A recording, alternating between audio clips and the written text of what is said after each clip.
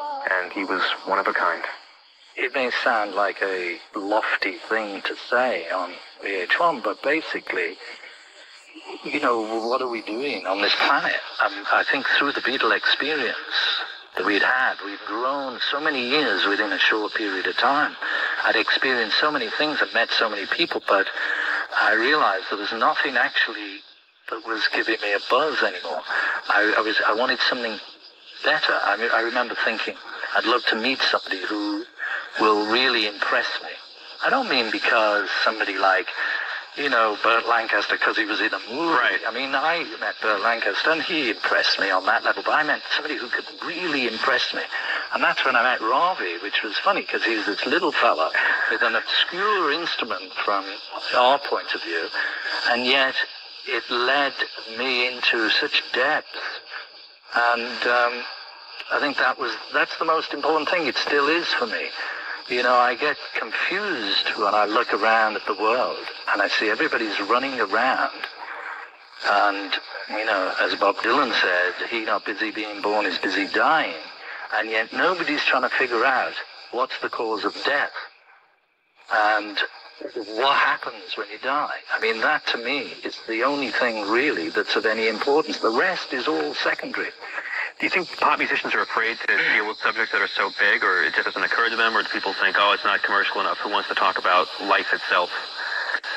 I don't know what anybody else thinks, and, you know, as the years have gone by, I seem to have found myself more and more out on a limb as far as, you know, that kind of thing goes. I mean, even close friends of mine, you know, they maybe don't want to talk about it because they don't understand it, but I believed in the thing that I read years ago, which I think was in the Bible. It said, knock and the door will be opened. And it's true. If you want to know anything in this life, you just have to knock on the door, whether that be physically on somebody else's door and ask them a question, or, which I was lucky to find, is the meditation. You know, it's all within. Because if you think about it, there isn't anything, I mean, in creation, the whole of creation, that is perfect.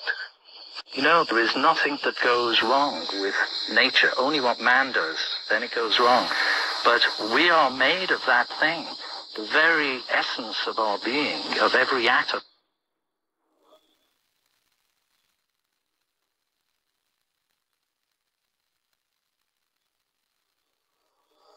But superimposed on that is through, if I can use the word, the tidal wave of both that goes through the world. It's cable, you can say that. Yeah. So there's this, we're being barraged by, you know, by both. But not only that, the way the world is structured, or the way creation is structured, we have duality, which says yes, no, good, bad, loss, gain, birth, death. And it's this circle that you get trapped in. It's like the Memphis Blues again.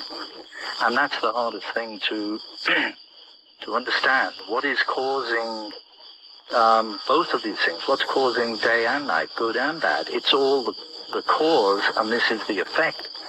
So, I mean, we're getting really transcendental here. But to say that our physical being is really on a very, very subtle level, it's just like the sap in a tree is the sap, and it runs throughout all the parts of the tree. Now, it's like that. Our bodies are manifesting into physical bodies, but the cause, the sap, is pure consciousness, pure awareness, and that is perfect knowledge. But we have to tap into that to understand it.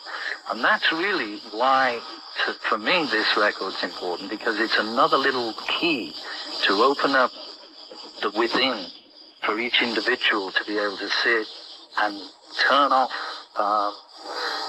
your mind, relax, and float downstream.